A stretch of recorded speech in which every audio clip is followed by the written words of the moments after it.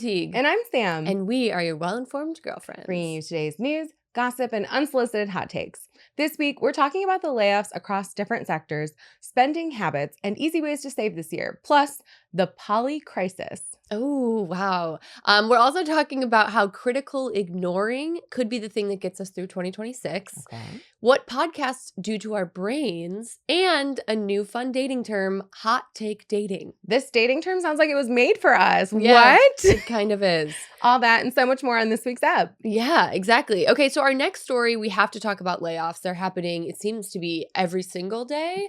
Can you give us the latest about what's happening? So Amazon cut about 2,000 corporate jobs in Washington state. It was part of a larger round of white-collar layoffs announced earlier this year. Mhm. At the same time, the Washington Post, which is owned by Amazon, announced deep newsroom cuts, eliminating roughly 1/3 of its newsroom staff, which is like a lot of people. Yeah. Zooming out, a Reuters survey found that Amazon was among just a bunch of top US companies planning to do layoffs.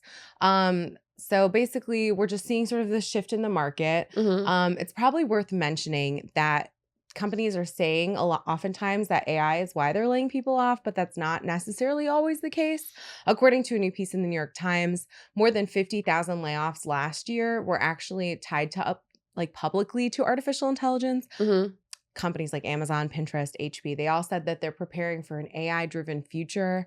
But many experts are saying that this is what they're calling AI washing, Mhm. meaning they're blaming futuristic tech for layoffs that are really about more overhiring. The tech sector obviously has been overhiring for years, Mhm. cost cutting, pleasing investors, and that sort of thing. Yeah, that's totally, I mean, that's interesting. I know we've talked about it a lot here on the podcast, but I do think it's worth saying, like, a lot of these jobs, they hired so much during the pandemic, and I think like there was just like a lot of like rescaling back after that as a result. And also like, I don't know, I feel like I've seen a lot of there hasn't been so much change in the corporate structure just yet based on AI. In my personal experience, it's like people aren't being replaced by AI just yet. Maybe their jobs are easier to do because of AI, but I don't feel like it's really totally the reason. And I don't think they're like totally replacing people with AI just yet. Do you think that's happening? I don't really think that they're quite there yet. I do Yeah. think that will happen, especially to a lot of people who write text or code. A lot Mhm. of that can be done with AI. That said, you know, we're seeing adaptation happen at a slower rate than I think they were expecting, frankly. So Yeah. TBD. Yeah. And I feel like sometimes we've also seen stories about like people firing because of AI and then having to rehire because they're like, oh, actually, we do need that person doing that. So I think there's just like a lot of adjustment with the whole AI thing in the workforce. So interesting. For sure.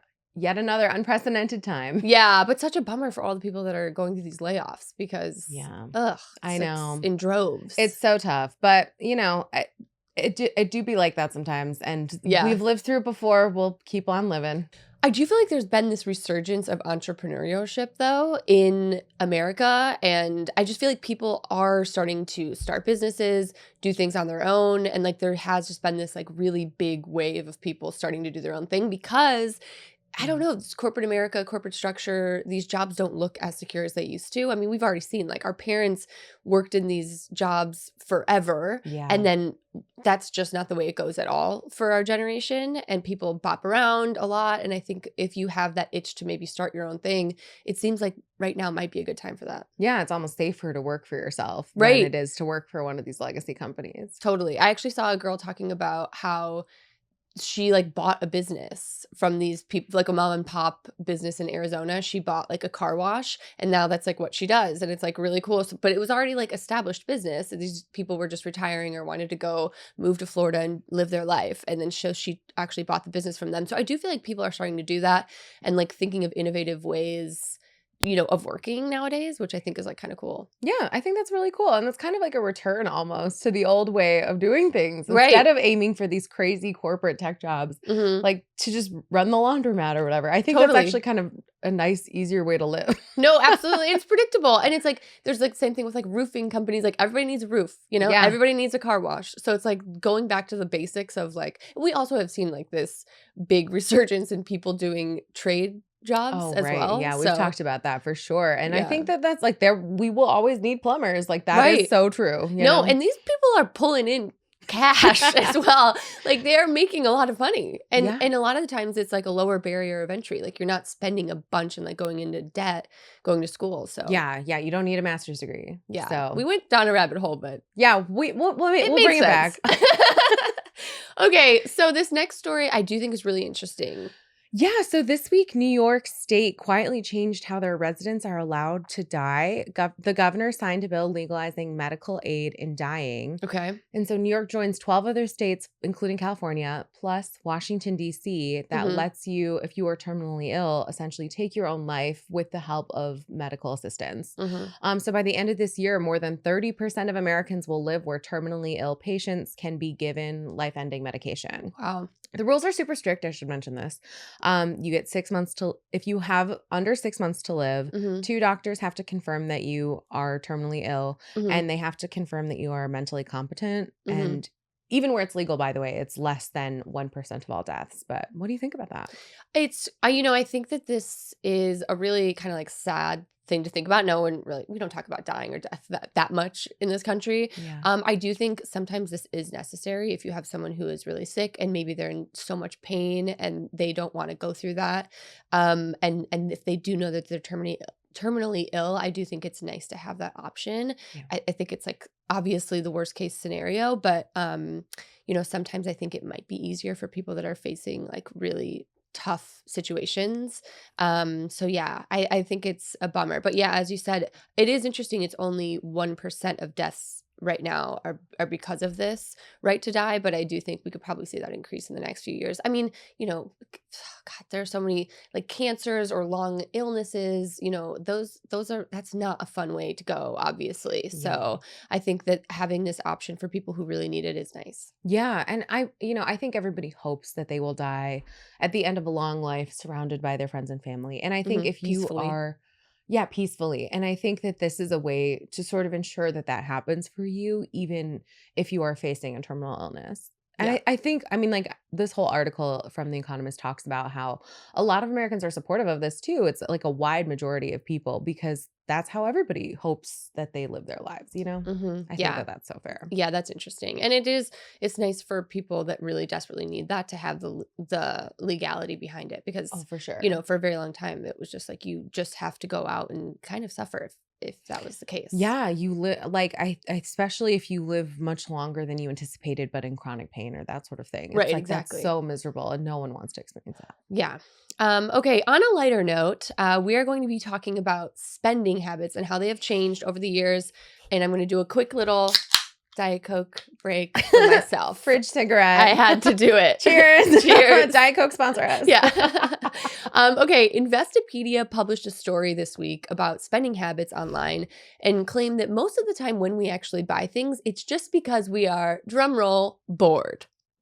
And it turns out there's actually psychology behind this shopping addiction we have. So boredom triggers a quick dopamine hit, much like stress or emotional lows. So that's why some people use shopping as this distraction, which I thought was really interesting. It's like, okay, I don't want to think about everything that's going on. Like I can just go buy this thing and it'll make me feel better. Oh, yeah, can confirm actually. Can Very confirm. guilty of this. I have ADHD though, so I'm like I need the dopamine at all times. So I'm Yeah. like, "Oh my god, cha-ching cha-ching." Yeah.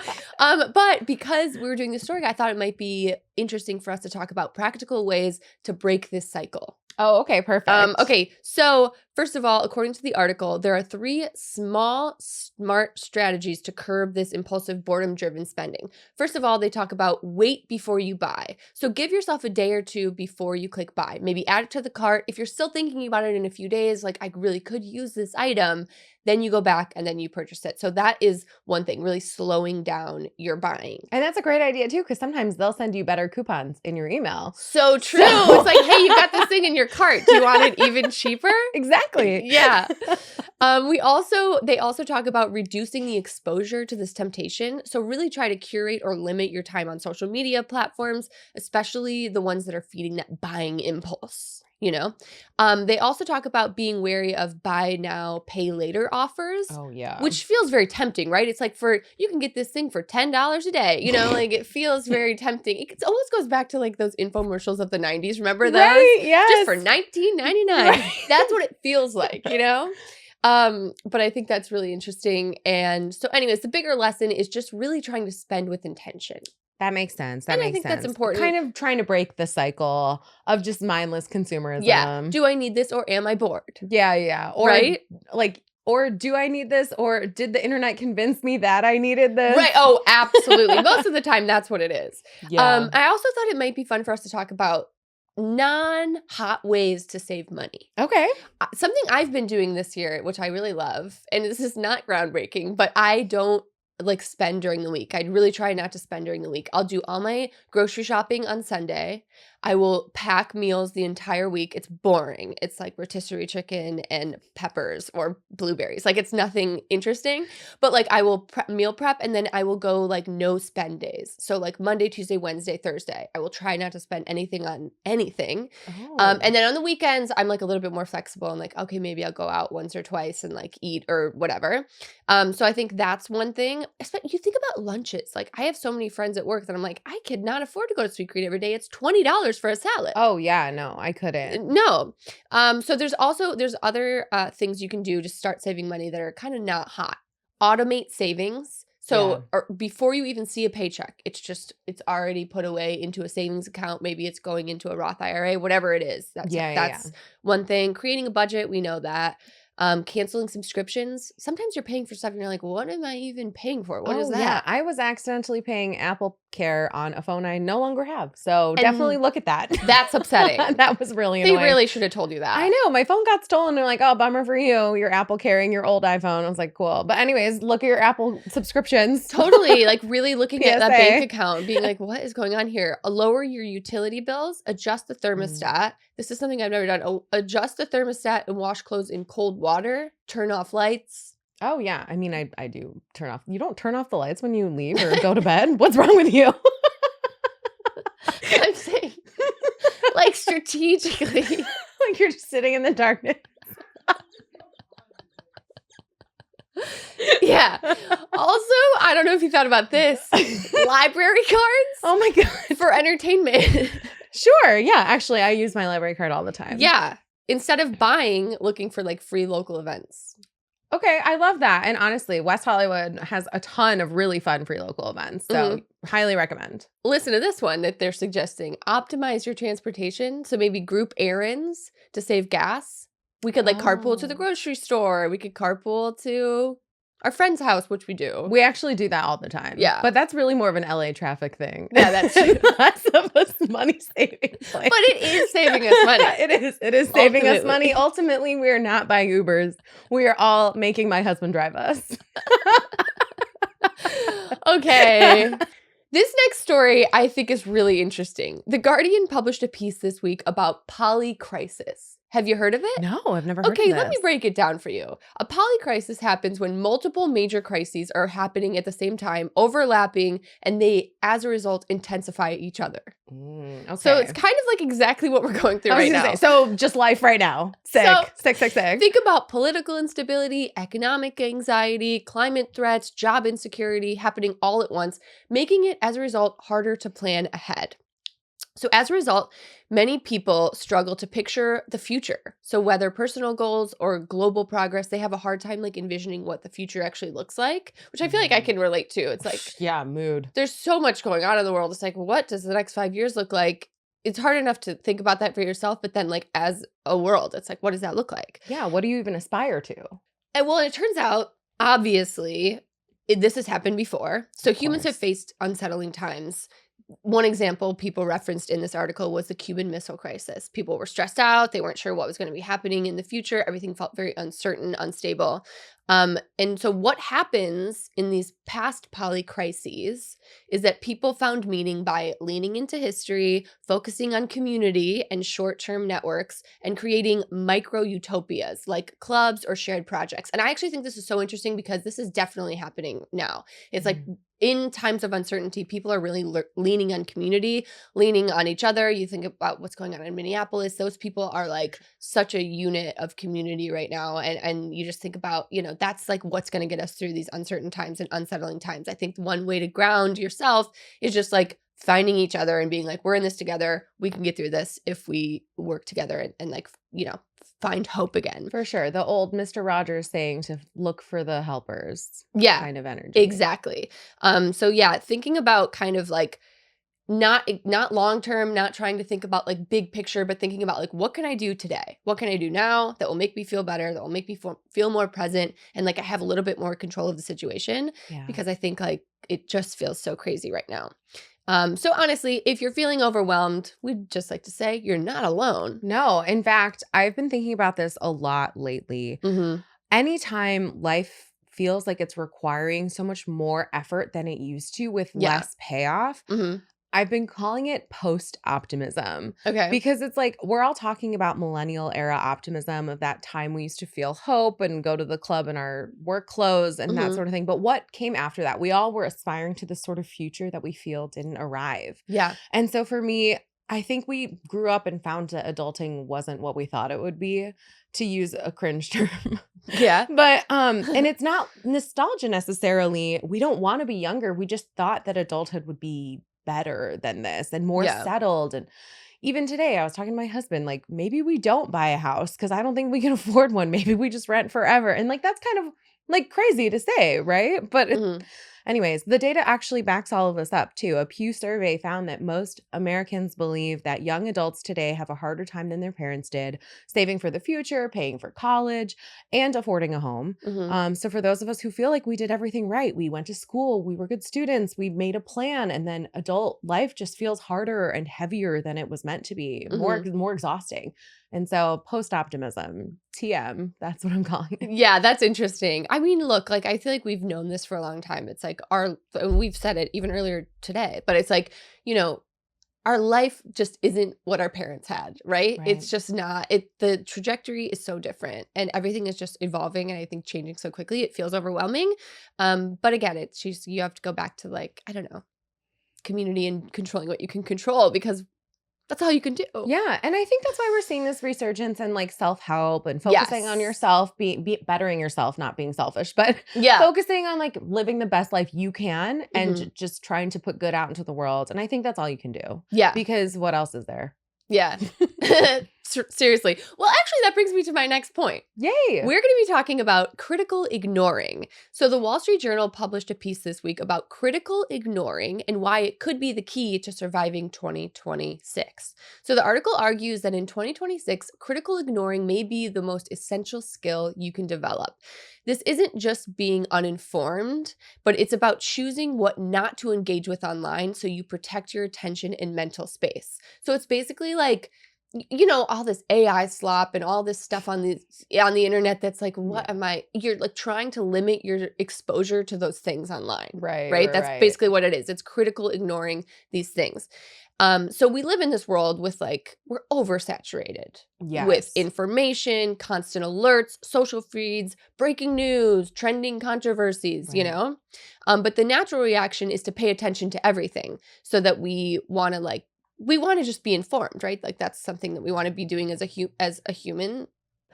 But what's crazy is like really what we need to do to protect our peace is start critically ignoring the things that do not feed us, like things that make us feel better, right? Like ignoring those things that don't give us joy or don't make us feel, hopeful or like informed in a good way, right? Yeah. Okay, but I mean, aren't we like morally obligated to be aware of what's happening? I'm trying to understand what they're saying. Don't bury your head in the sand, but limit the amount of time you spend Limit on your this. Yeah, and also like limit the exposure of what are you exposing yourself to? A Reddit thread that's probably not like super Right. productive, right? But like really trying to like limit your inputs and go to places that have like high quality journalism or, places that are like well respected and trusted and instead of like exposing yourself to even like I think about like social media feeds, like I don't want to look at no offense to like supermodels, but I don't need to see their feed because it makes me feel bad. So it's Right, like, right. not limiting your exposure to the things that might be triggering for you online is the idea of critical ignoring. Oh, for sure. And You know? that's like self-preservation 101. We've just simply got to critically ignore certain things. Yeah, yeah. Well, and it turns out that like all of this low quality content, there's so much of it, it Yeah. actually drains your attention and focus because you're focused on so many different things. You're like, gosh, I'm overwhelmed, I'm overstimulated, and then as a result, you end up feeling more stressed out. and Oh, for you're not sure. able to It's focus. not like filling your cup too. No, I was right. saying this to my husband yesterday. I was like, I feel like the internet has ruined my brain a little bit. Mhm. And by the internet, I mean me. I've ruined my own brain. But like, I'm just so distracted all the time. Yeah. I'm playing like a dumb game or I'm reading some dumb post on somebody's Facebook or whatever. Yeah. And I'm just like, I used to read books. Like, Yeah.